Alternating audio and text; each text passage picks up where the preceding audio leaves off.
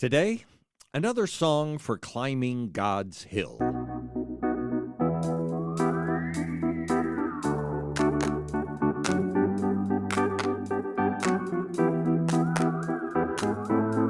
Welcome to Coffee with Creamer, where you get to sit down with our host, Dr. Barry Creamer, for a conversation about faith, life, and culture. We'll look at old ideas through a new lens, turn those culture wars on their head, and paint a picture of the way things could be. If you like your thinking deep and your coffee hot, pull up a chair. You're in the right place.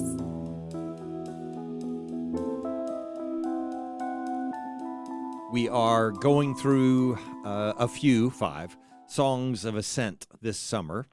And so I want to share another one with you, Psalm 126. These are the ones that are pretty much bunched together from Psalm 121 or so to Psalm 134, right around there. And we're on Psalm 126 today. This is only the second one I'll cover with you. I've covered a few of these in other contexts, so we won't go back to those. These are all different ones. Daisy picked them out for us to go through this summer. So on Psalm 126, again, the explicit superscript is a song of ascents. So it is written for people who are climbing up to the temple. They are ascending to Jerusalem, which is the common expression, I am told, by people who live in Israel for going to Jerusalem. You don't just go to Jerusalem, you go up to Jerusalem. And in the same way, when you're in Jerusalem, you go up to the Temple Mount. And so a song of ascents, which is in the King James, I think, translated a song of degrees, but it means steps. You're taking steps up to the temple. That's the idea. So these are songs approaching worship.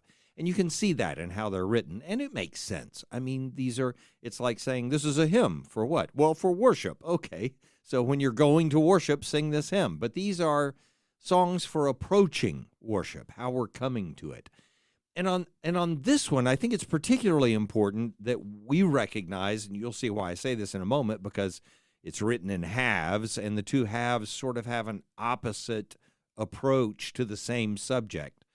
And so anyway, it's important for us to remember as we're approaching these songs and as we're approaching the temple, that it's for everyone who's coming to worship. There are people who come to worship because they have something to celebrate, and there are people who come to worship because they are doing anything but celebrating. And by the way, there are people who avoid worship for both of those reasons as well. Oh, my life is so abundantly blessed now, who needs God?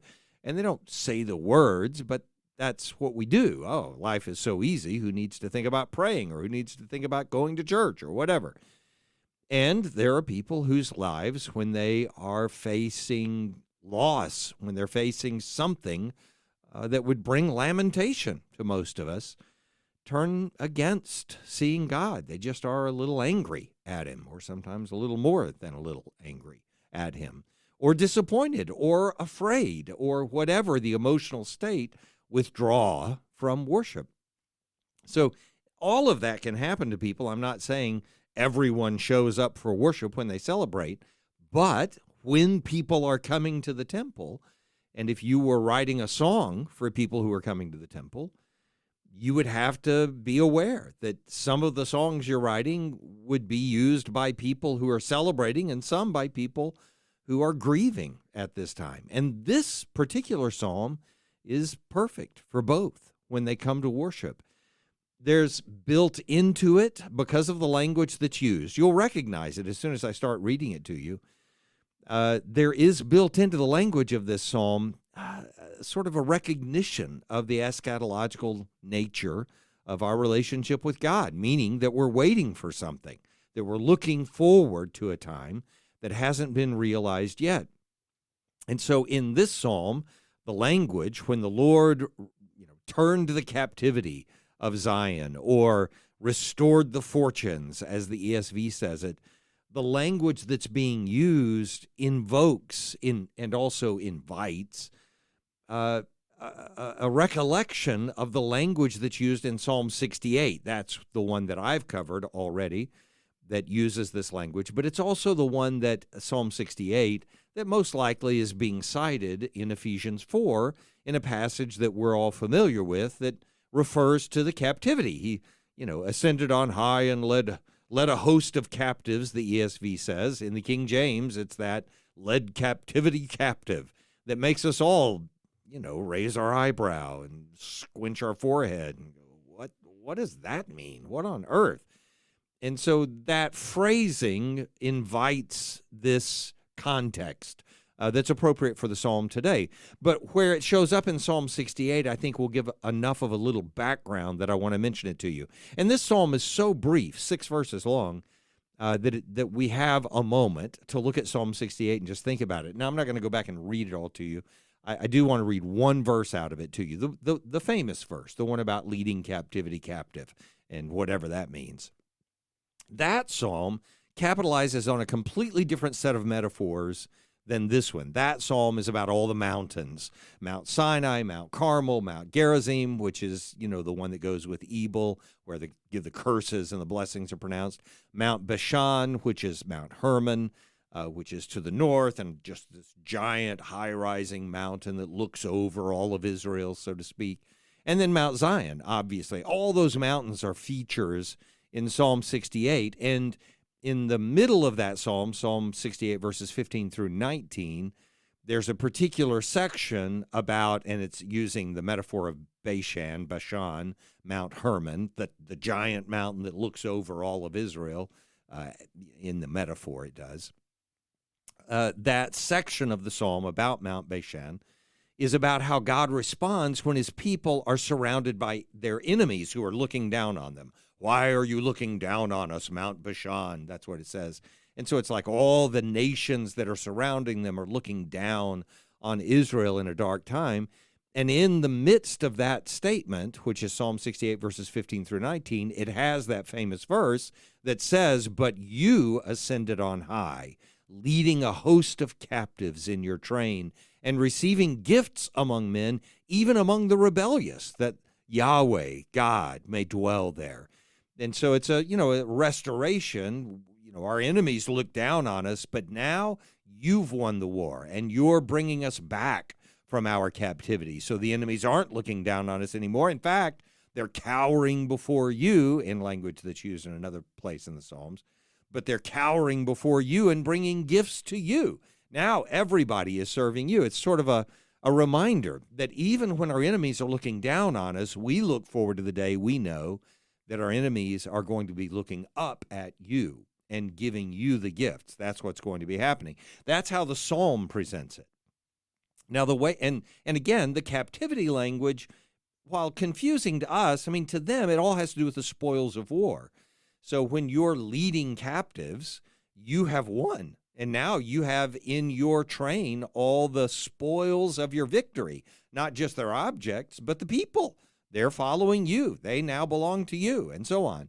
So you lead captivity captive, but when the captives, and the language is used for people, but also for objects, for the spoil, and it's used when you're the captive, but it's also used when you are the one being released from captivity. You're leading the captives out of where they used to be in captivity, that kind of idea.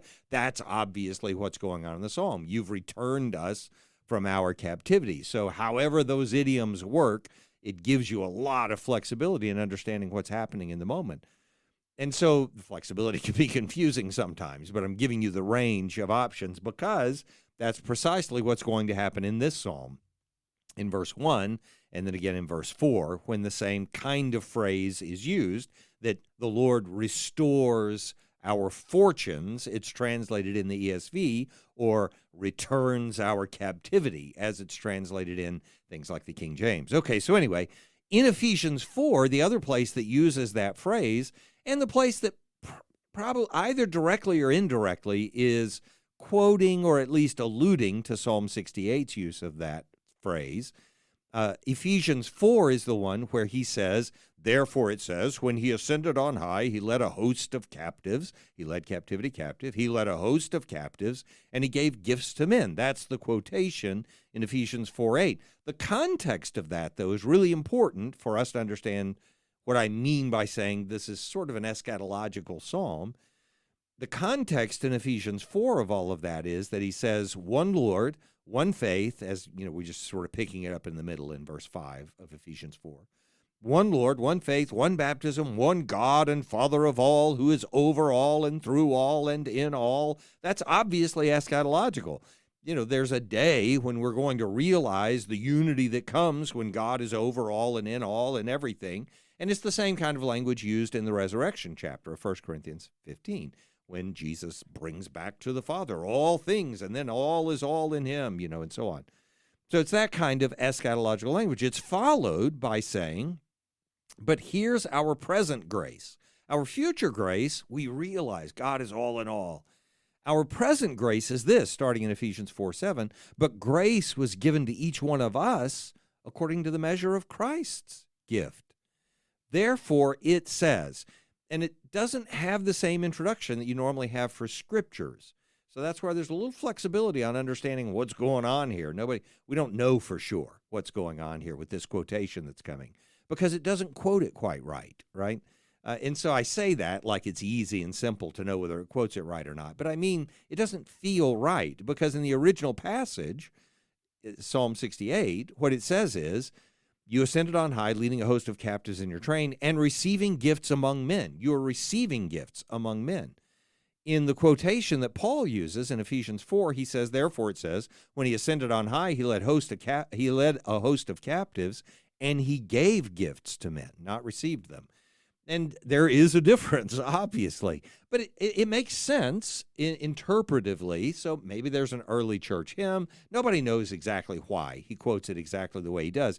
But the meaning is distinct enough that it didn't just slip in. Somebody didn't just misinterpret what was going on. There's some intentionality to this. And however it gets there, whether it's through a hymn or an indirect allusion or Paul just saying, hey, now he doesn't just have the gifts, he's giving them out to us. However he's getting there, that's the point. That what Christ has received, he's now giving to us. And so we live in a grace in the present time that tells us that this time also belongs to the one to whom eternity belongs. So this time is shaped by those gifts that are given to him in eternity, when the enemies bow before him. But our present reality is shaped by that, because we're receiving those gifts from him now. Now, that's all Psalm 68, and we talked about that back in Psalm 68. So now, as I start to read Psalm 126, I'm hoping that context might help a little for us to understand this odd phrase, because again, it's just not us. We're not all going off to war, and even if we did go off to war, we wouldn't think of coming back with spoils. And if somebody did come back with spoils, we'd think they probably stole it. That's not what you're supposed to do at the end of the war if you're stealing things from the other. And we certainly wouldn't think of bringing people back with us as if they were in some kind of imprisonment before. So this is it would be a challenge otherwise. So I'm hoping it'll help us in understanding how the psalm works. Okay, let's start the psalm itself. Psalm 126, a song of ascents. When the Lord restored, the first three verses are all describing something that's already happened. When the Lord restored, and the Lord is Yahweh, when Yahweh restored the fortunes, or turned the captivity, or repented regarding the captivity, but it's probably transitive. So he's turning us. He's turning what's happening to us, which is why the ESV's translation makes sense. When the Lord restored the fortunes of Zion, when he turned the captivity of Zion, this is how great that was. We were like those who dream, which also tells you that even in this looking back on something God has blessed them with, they're already acknowledging the sort of eschatological nature of it, meaning, and I'm not trying to use eschatological in some, $10 self-righteousness sense of theological expertise. I mean, we're waiting for heaven. We're waiting for perfection. We're constantly waiting for Godot, to use the play. When is it finally going to come? When is it going to happen? And their statement is, we experienced it. We saw God do something that we would only have thought of in a dream before. So when the Lord restored the fortunes of Zion, and I'll go back and try to read all three verses now. When the Lord restored the fortunes of Zion, we were like those who dream. Then our mouth was filled with laughter, and our tongue with shouts of joy. Then they said among the nations, the Lord has done great things for them. And then the next verse, verse 3, it closes. The Lord has done great things for us. We are glad. Those three verses, obviously have this celebratory nature to them, which, again, if we put it back in context, we're given this psalm, we're given the phrases, are, a really celebratory phrasing for us to bring into the presence of God when we worship him. So the congregation comes in and gathers, and they take up this song and they sing it, and they all pat each other on the back and hug each other and celebrate walking out of the service. That's the kind of language that's being used in the poem so far. It's all that positive. So the statement, when the Lord restored the fortunes of Zion, when he brought us back to Jerusalem from captivity, or when he brought us out of our desolation finally to this mountaintop where we could be in the presence of God and celebrate his presence among us, we were like those who before had only been dreaming, only been imagining it. Now, I am going to pause here and do this now. I thought about doing this at the very end with the whole psalm, but I just, as you're hearing it, I want you to be able to think about it as well, that you would apply this same statement to the people next to you in the congregation as you're worshiping who are not celebrating, who are lamenting the death of their son, or someone who didn't return from the war, didn't return from captivity. All of us, we came back. Hey, where's your wife? Oh, well, she didn't make it. Then, just saying we celebrate without acknowledging the grief would be a shallow, and it would be a disservice to the truth, because our celebrating is to be honest. We don't need to cloak things in order to celebrate this kind of God, the absolute God. So we're like those who dream really carries with it two kinds of meaning, and because there are two kinds of worshipers, two kinds of congregants. The ones who are in celebration saying, we're finally experiencing now what we formerly only dreamed might become true. And in this context, in the way it's translated at least, and the translation assumes, the nature of tenses in English that aren't present in Hebrew, so you have even a little more flexibility. But in the way it's translated, which again I like and I'm embracing, we're saying not just we are now experiencing what we formerly only dreamed might become true in our celebration, but also, we look back on the time when we were actually celebrating the things we just barely even imagined could happen in this life. That's what we're doing.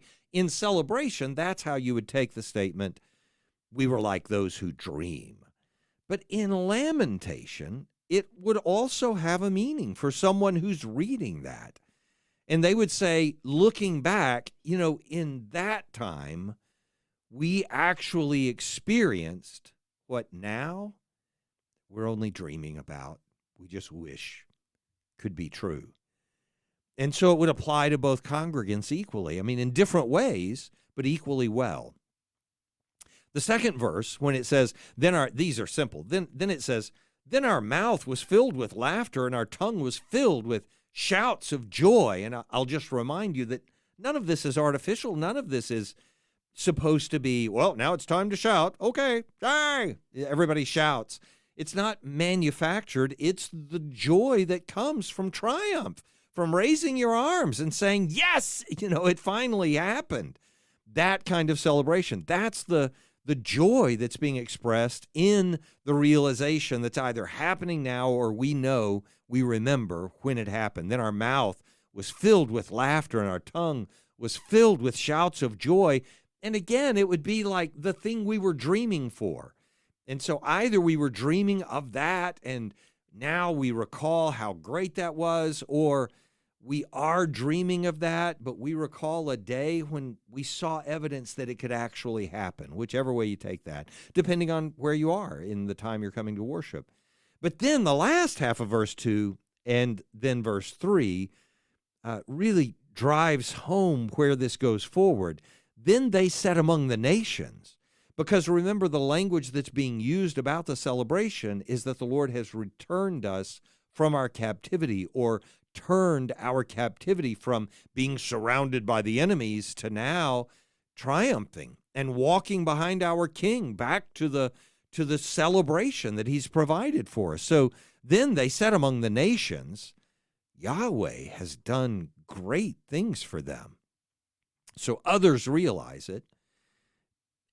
And that would be enough. I mean, just for other people, that would make the point of this psalm in verse 2, for other people to be looking at Israel, or to be looking at the people of God now and saying, man, the Lord does things for them, doesn't he? I mean, when you want to know what it means for something to have been accomplished, Yahweh has done it for them. Just look at how he's provided for them. So others realize it, but I think this is supposed to be more than that, because the idea of captivity, that those who dominated us, those who probably mocked us in taking us, beating us, conquering us, owning us, belittling us, they now see us and envy.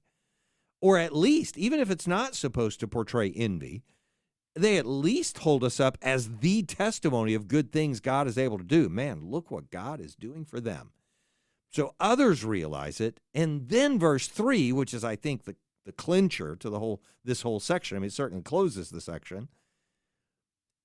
They don't say anything about what everybody else is saying. They don't even say, and we say. They just say it. Yahweh has done great things for us, and we are glad. That moment, in this psalm is arriving in heaven. It's lifting your head above the waters and realizing that you're breathing heaven's air instead of misery's air again. That's the moment. The Lord has done great things for us, and we're celebrating it. We're happy about it. We're finally here. We realize it. And I have mentioned before that over the last year and a half or so, I've spent a lot of time at a property that belongs to my in-laws that are just, it's a really nice piece of property, but it has a lot of woods on it. So it has a lot of trees. And trees are just I love trees, except when I'm trying to do my astronomy and every time the wind blows. I mean, the wind blowing through trees sounds great. It's wonderful. The quiet hush of the wind just making its way through all the leaves. Wonderful. And then there's that crack and another crack and then thud. And then you realize something is on the ground that's not supposed to be on the ground. The whole tree, a big portion of the tree, something is crushed. Trees are, we love them, but that's the price you pay for having trees. And so that happened the other day. I mean, there's so many storms down there, so many things, so often the wind blows. It's not that far from the coast, and so there's a lot of coastal storms and things like that come up, including, the residue of hurricanes and such. You would think that all the deadness would be out of the trees, but no, there's always more. And so anyway, I'm down the other day and didn't even realize anything had fallen out of a tree, and I'm, going down to work near a burn pile that we have down there, and lo and behold, there's this tree on the ground. And then I look around and it's like, well, none of the trees are down. So where on earth did this tree come from? Because that's weird to have a whole tree. And I mean, it's a pretty big tree that's down on the ground. And then I look up and I realize it's not a whole tree. It's just a significant limb and all the branches that go with it from this giant water oak that's down there not far from the burn pile in that piece of property. And so, I was jokingly saying to someone else, man, that giant oak tree that's down there by the burn pile, and they were saying, oh, yeah, I know the tree you're talking about. I said, yeah, a tree fell out of it because it was like that, like a whole tree had fallen out of it.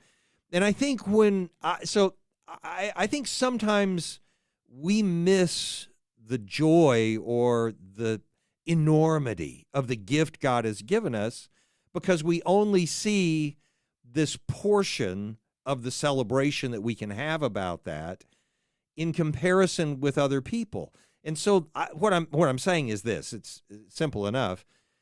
When it says at the end of verse 2, they said among the nations, the Lord has done great things for them.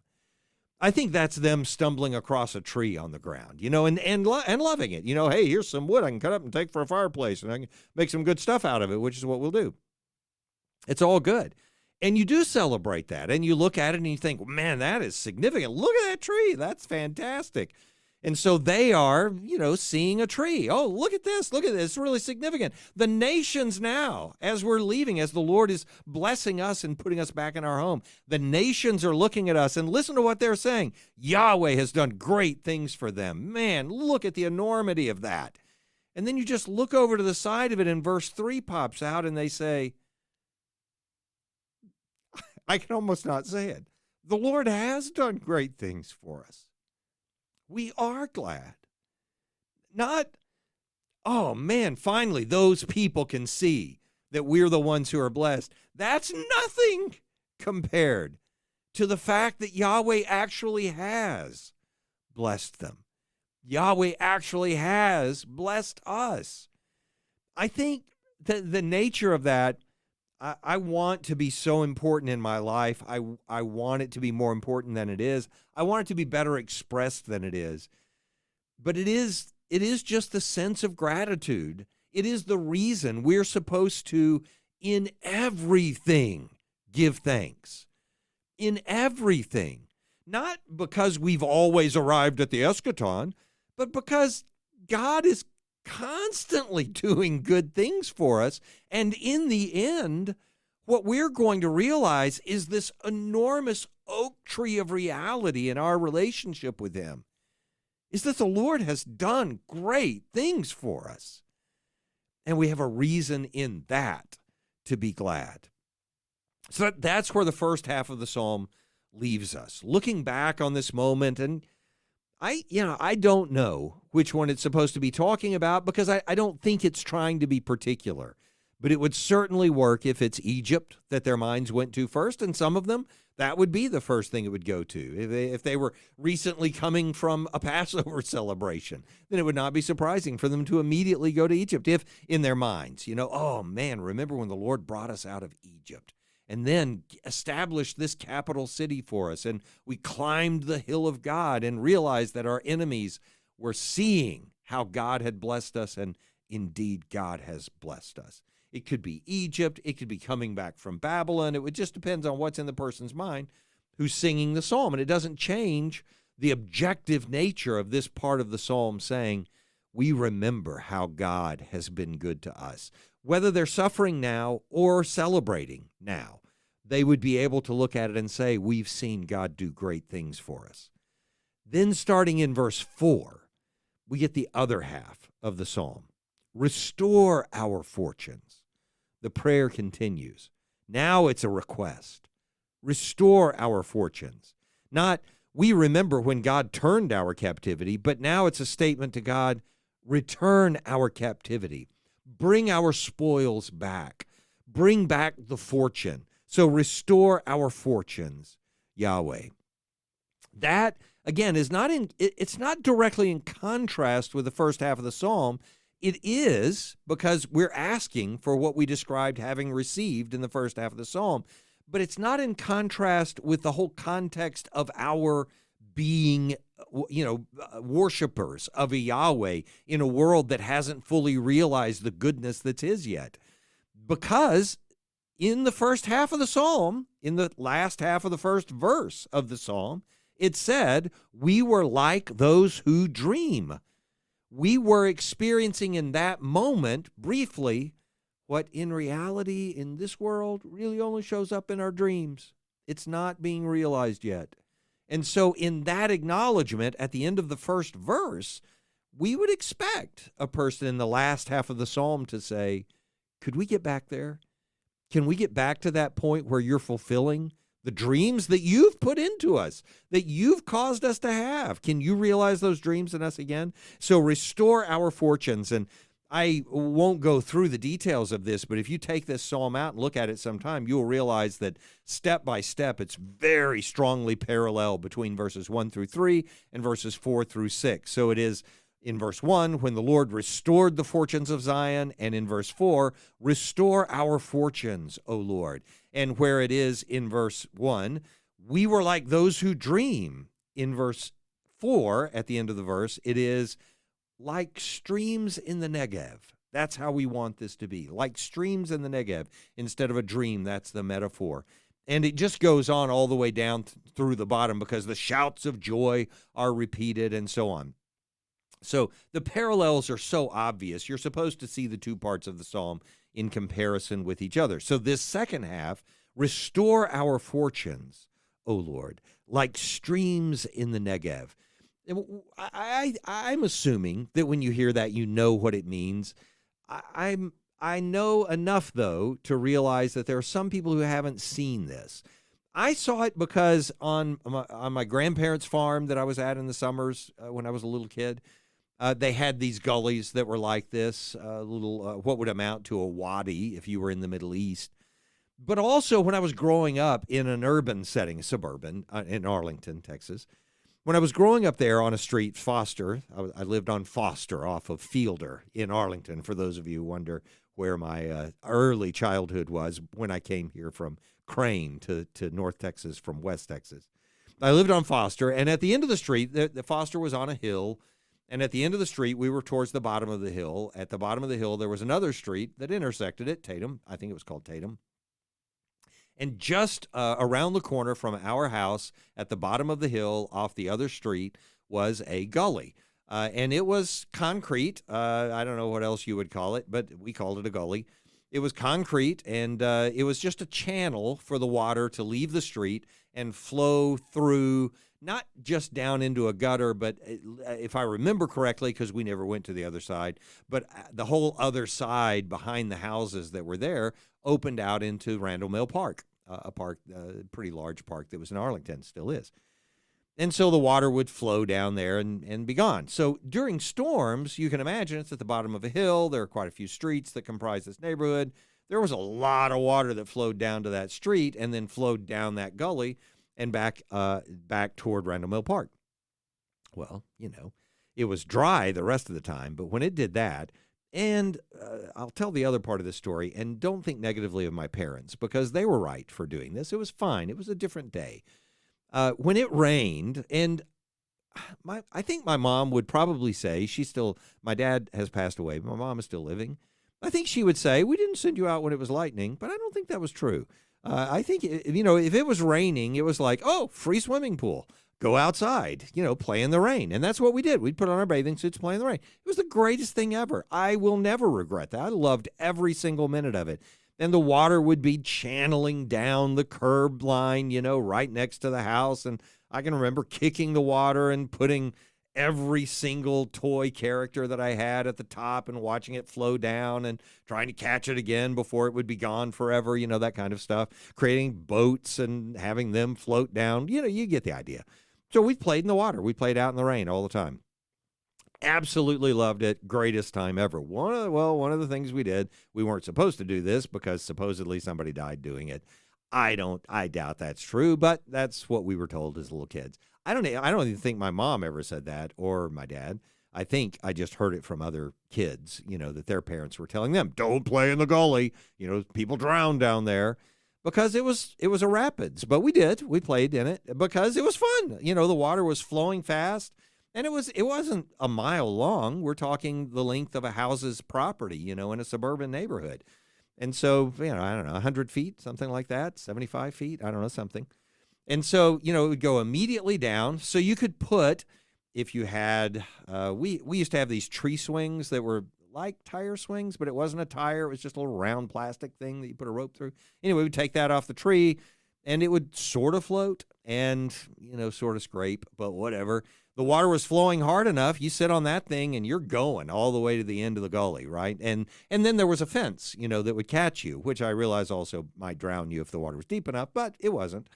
And so we would, slide down. It was sort of like sledding, but in the rain. It was a blast. When the water was there, celebration and glory and the greatest time you ever had in your life. I mean, you go down it and you can't get back to the top fast enough to go next, and everybody was doing it. And I remember kids doing it with pieces of cardboard, which I thought was weird, but they did, and it worked, and it was fun. We just had a great time. And then 99 days out of the year, it's just a dry piece of concrete, between these two houses. There was nothing, absolutely nothing. That's what this phrase is like. The statement like streams in the Negev. In the Negev is the south, the deserts. It's just dry. The streams in the desert are not streams 99 days out of 100. They're just these patches of dirt and nothing. And in that, there's no celebration. But man, when the water starts flowing, And that's what they're saying. Restore our fortunes is not just, oh man, we wish it could be a little better than this. It is, our lives are dry, they're barren, they're empty, they're meaningless, they've been lost. Would you overflow them with the water that you send when you bless us?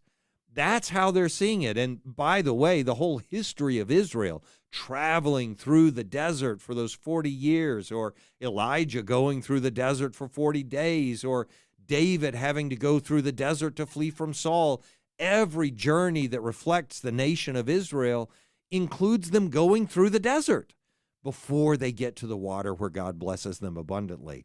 And so this is send the water, send the floods, because in those floods, there's joy. But in the meantime, verse 5, those who sow in tears shall reap with shouts of joy.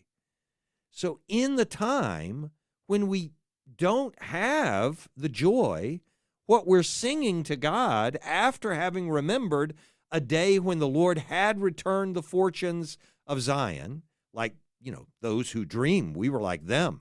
Our mouth was filled with laughter. After we sing all those words, we come back to where we actually are, asking God for help. Restore our fortunes, Lord, like streams in the Negev. And we do it with this confidence, not that he's going to restore them immediately, not that we can control when he's going to restore them, but with this knowledge that it is those who sow in tears, this is verse 5, who reap with shouts of joy. Those who sow in tears shall reap with shouts of joy. He who goes out weeping, bearing the seed for sowing, shall come home with shouts of joy, bringing his sheaves with him. That's the whole thing. You are now just sowing. Of course, yeah, it's work, it's sweat, it's grief, it's loss, it's sorrow. But you don't sow in the joy. You sow with tears. You reap with joy. And so, yeah, we pray, Lord, bring the harvest. But we don't presume the harvest is going to come before we've sown the seed. And the seed is sown with tears. That's how the psalm is written. That's the metaphor of the psalm. So taking each of those phrases in verse 5, those who sow in tears shall reap with shouts of joy, it's obviously, something of a saying that they can apply to this hymn and sing together about the thing that they're going through. And it has built into it this more generic idea that we get from Ecclesiastes 11 that you'll recognize using the same kind of metaphor, that you can only reap if you sow. You have to sow, you plant seeds, and then you get to do the harvest. You don't walk out to a barren field, a plowed field, and just say, okay, well, let's start the harvest. You walk out to a plowed field and you start planting seed, and that has a lot of sweat and sorrow and grief associated with it. So in Ecclesiastes 11, I'm not going to try to read the whole thing to you, but the first 4 verses, cast your bread on the waters. You'll find it after many days. Give a portion to 7 or to 8. And this has to do with giving to the poor. I think in Ecclesiastes 11, the statement is follow the law of God, sow the seed, do what is right. And in the end, God will bless you. He'll give back to you. You seek the kingdom of God, and he'll bring all the other things to you. That's the idea. But in verse 3 it is, well, when the clouds are full of rain, they empty themselves on the earth. If a tree falls to the south or to the north, in the place where the tree falls, that's where it lies. And verse 4 puts it in the metaphor that we're using in Psalm 126. Whoever observes the wind would never sow. He who regards the clouds, therefore, would never reap. You can only reap if you sow. That's the idea. So the more generic concept of what verse 5 is saying is simply, if you want to reap, you're going to have to sow. But the more specific context is to say, the sowing in this case is a life that includes things that are hard and things that bring sorrow. So if you want the harvest, then you have to be willing to sow those seeds. In verse 6, that idea is carried forward also more clearly. He who goes out weeping, bearing the seed for sowing, shall come home with shouts of joy, bringing his sheaves with him. Let's just get back to the shouts of joy here for a second. In 2 Timothy 2, the way Paul gets at that, using different metaphors, some other metaphors, he finally arrives at the metaphor of agriculture, but he starts with one of soldiers.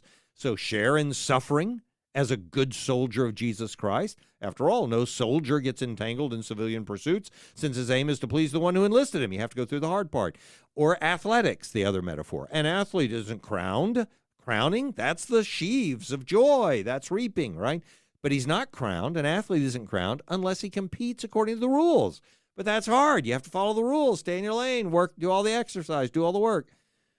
Verse 6 then brings it to this metaphor, the agricultural metaphor. It is the hard-working farmer who ought to have the first share of the crops. It makes sense that you would first labor and bear the grief that goes with being a farmer in order to reap the harvest. That's what happens. And in Ephesians 4, he does the same thing. Ephesians 4 being important because at the beginning of the discussion of this psalm, I mentioned it to you, it's where Paul is using the language of leading a host of captives. Restore our fortunes. He restored our fortune. He gave gifts to men in that grace statement that he's using in Ephesians 4 that looks forward, isn't there yet, but looks forward to the day when the grace is realized in the all in all, being in God. But now it's the grace that he's given to each of us to live in. That's the context of Ephesians 4 that ends with this statement. In saying, that I'm quoting Paul again in Ephesians 4, in saying he ascended, what does it mean but that he also descended into the lower regions of the earth? He who descended is also the one who ascended far above all the heavens so that he might fill all things. There is no, in other words, Paul is saying there's no ascending without descending, which means exactly the same thing. There is no harvest without sowing. There is no joy that comes without the grief that preceded it. And so this statement at the very end, bringing his sheaves with him, I mean, I've always heard this used when I was growing up. It was always used to describe, sheaves that you would bring in from soul winning, for instance, or whatever the harvest of something else is. In this psalm, the sheaves are the joy. It's the fulfillment of the thing that we've been praying for. So he's bringing his sheaves of joy with him. He's shouting for joy. He's bringing the harvest with him. And in 2 Timothy 2, I'm just going to use that song that makes this point so directly. It's not even really metaphorical. It's just direct. The saying is trustworthy, the hymn that the New Testament Christians were singing. This is that hymn. The saying is trustworthy, for if we have died with him, we will also live with him. Dying comes before. If we endure, we will also reign with him. We endure first. If we deny him, he will also deny us. That's a sorrow, by the way. But even in that moment, if we are faithless, that's all the sorrow, all the failure, all the misery, he remains faithful. Not only does Paul say, there's got to be sowing before there can be reaping, there has to be sorrow before there can be joy, but he makes it clear that all of the security of the joy, the harvest, the reaping, the benefit, the shouts, all the good that comes is because God is going to be absolutely faithful to bring us to that end. But in the middle of that hymn, everything he's doing is what this psalm is about. It is, if we have died with him, we will also live with him. If we endure, we will also reign with him. There's an aphorism, and people say it all kinds of different ways, and I'm sure it could be put more cleverly than I'm going to put it right now. But there's this aphorism that when things are at their peak, there's only one direction it can go, So, if everything's great, well, you know where it's going to go now. It can only go down from here, all those kinds of statements. So there's that. There's the aphorism that when things are at their peak, there's only one direction they can go. And its converse, another aphorism is when you hit the bottom, there's only one direction to go from there, right? So, I hit rock bottom and, well, I only had one way I could go from there. You've heard people say those things. We know what it means in this life. You can't avoid it. We know what it means not to celebrate. We experience all the things in life that make every life a challenge. We don't pretend. We don't come to the Psalms saying, "Oh, let's just pretend that God did something. Let's dream. Let's just dream together." No. We remember days when God made it so that we were like those who only dream, but we weren't dreaming. And our prayer isn't to have a better dream. Our prayer isn't what's only realized in dreams. Our prayer is a reality in contrast to the one we actually do fully, really experience in this life. We know what it means not to celebrate. We experience everything in life that makes every life a challenge. But this is more. This psalm does more. It says we celebrate precisely because we know what it means not to. Thanks for joining us for Coffee with Creamer. Your cup of coffee may be finished, but we are not. Come back next week for a refill as we sit down to examine a new set of ideas and cultural issues. Don't miss an episode. Subscribe wherever you get your podcasts or visit our website at barrycreamer.com. Until next time, keep your mug hot and your mind sharp.